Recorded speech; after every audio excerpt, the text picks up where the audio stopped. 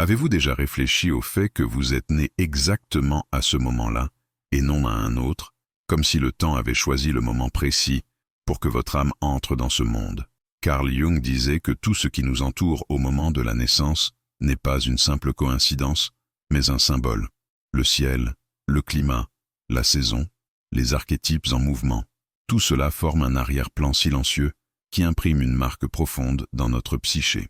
Il ne s'agit pas d'un horoscope de magazine, mais de symboles vivants, d'images collectives qui façonnent non seulement notre tempérament, mais aussi les défis et les potentiels les plus profonds de l'âme.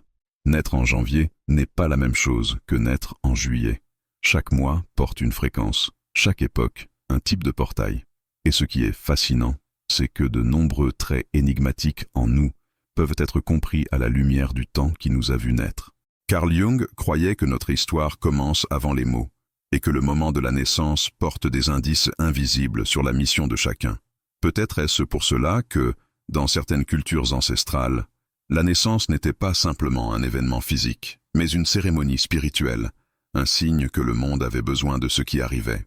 Si votre naissance a été ainsi, et si vous êtes venu exactement quand l'univers avait besoin de ce que vous apportez, et si le moi qui vous a accueilli a été aussi le premier maître que votre âme ait connu, dans cette vidéo vous découvrirez ce que chaque mois de l'année représente sur le plan symbolique, selon les principes de la psychologie profonde.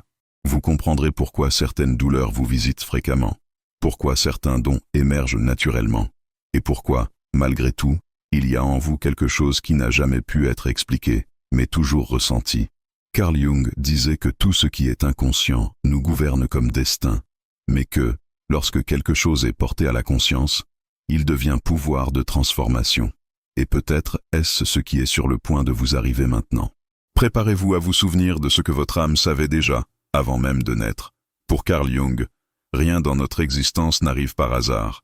Il croyait que l'âme choisit le moment de la naissance non avec la logique de l'horloge, mais avec la précision des symboles.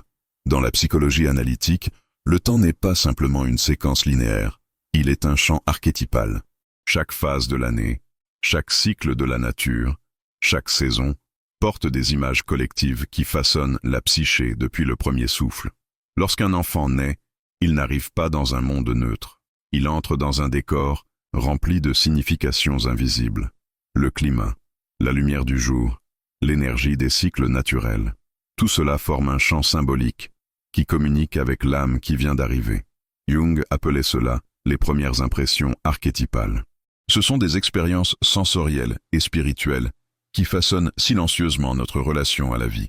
La chaleur de l'été imprime le courage, le froid de l'hiver, l'introspection. Le printemps apporte le renouveau, l'automne, le détachement et la transformation. Plus que cela, les 12 mois de l'année, dans leur danse avec la nature et les archétypes de l'inconscient collectif, forment une sorte de mandala, une roue symbolique, qui parle directement aux aspects les plus profonds de notre être. Jung voyait les archétypes comme des modèles universels de la psyché humaine. Le guerrier, le guérisseur, le sage, l'enfant divin, le destructeur, l'amant. Chaque mois de l'année porte une ou plusieurs de ces forces, qui se manifestent avec plus d'intensité chez ceux qui naissent sous leur influence. En comprenant cela, nous réalisons que notre naissance est une sorte de signature symbolique, une marque silencieuse qui influence nos talents, nos douleurs et même les chemins que nous insistons à répéter sans savoir pourquoi.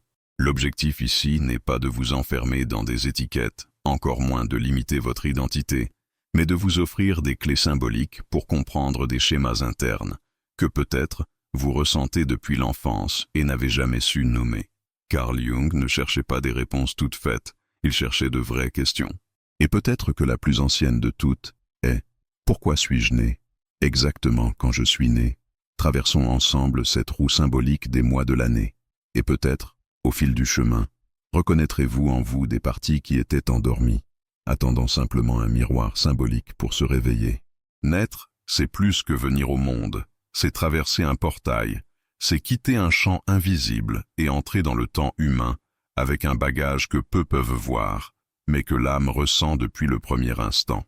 Carl Jung voyait la naissance comme un point sacré dans le parcours du soi, un moment où la conscience s'incarne dans le monde matériel, apportant avec elle des graines archétypales qui vont fleurir ou se faner selon l'écoute qu'elles recevront tout au long de la vie. Et chaque naissance se produit dans un champ symbolique, non seulement à cause du corps, mais à cause du temps, car le temps, dans la psychologie profonde, n'est pas seulement un mesureur d'âge, c'est un miroir de l'inconscient collectif. Le mois où nous naissons porte une atmosphère symbolique qui imprime ses traits dans notre structure psychique. C'est comme si, à ce moment-là, nous respirions les archétypes de ce cycle et ils nous accompagnent, silencieux, persistants, profonds. Jung disait qu'il n'est pas possible de comprendre l'âme humaine sans comprendre le symbolisme du temps. Observez les anciens. Ils savaient que chaque période de l'année apportait avec elle une énergie propre. Il n'est pas étonnant que, dans diverses traditions spirituelles, le calendrier était vu comme une carte sacrée. Chaque mois, un portail, chaque cycle, une initiation. Lorsque vous êtes né, le monde vibrait d'une certaine manière. La nature était à un stade, la terre, le ciel, les eaux, le silence ou le bruit. Tout cela vous a accueilli avec un langage symbolique unique. Vous ne vous en souvenez peut-être pas, mais votre âme s'en souvient. Carl Jung croyait que l'individuation, le processus de devenir ce que nous sommes vraiment, exige de revisiter ce point d'origine, de regarder la naissance non pas comme un hasard, mais comme un appel, et de comprendre que le mois où nous venons au monde ne définit pas qui nous sommes, mais révèle des indices précieux sur ce que nous sommes venus devenir. C'est pourquoi, dans les prochains chapitres, nous allons parcourir les 12 mois de l'année, un par un, comme s'ils étaient des archétypes vivants, des miroirs symboliques qui peut-être révéleront des parties de vous que vous avez toujours ressenties, mais que vous n'avez jamais su expliquer. Parce que parfois, ce qui manque n'est pas d'apprendre quelque chose de nouveau, mais de se souvenir de ce qui vit déjà en nous, depuis le premier souffle. Janvier et février, mois où le soleil domine le ciel, la chaleur pulse sur la peau, et la nature semble vivre sa plénitude. Ceux qui naissent en cette période sont accueillis par une terre en expansion. L'été dans l'hémisphère sud est symbole de vitalité, d'abondance, d'impulsion créatrice, et ceux qui naissent sous cette lumière portent dans leur esprit une énergie intense de présence. Janvier apporte l'archétype du réalisateur. Carl Jung voyait le début de chaque cycle comme le moment où la volonté se projette dans le monde. Et ceux qui naissent en janvier ont tendance à être des personnes motivées par un but, l'action et la direction. Ce sont des leaders silencieux ou des provocateurs intenses, mais presque toujours des personnes qui ne passent pas inaperçues. La douleur de janvier est le fardeau de l'attente, le désir de faire en sorte que les choses arrivent, même lorsque tout demande une pause. La lumière réside dans la capacité à mobiliser, à transformer des idées en réalité, à allumer des chemins là où beaucoup ne voient que de la fumée. Février porte une autre nuance de l'été. C'est le mois des eaux qui coulent librement, des pluies intenses, de la préparation au changement de saison. Ceux qui naissent en février vivent entre le feu et la fluidité. Ils portent l'archétype de l'artiste intuitif. Ce sont des âmes créatives, sensibles, rapides en pensée et intenses en sentiment. Ils vivent avec les sens aiguisés, perçoivent ce qui se cache derrière ce qui est dit et ressentent ce qui n'a pas encore été révélé. Carl Jung disait que l'intuition est l'une des formes les plus pures d'intelligence, et février vibre sur cette fréquence.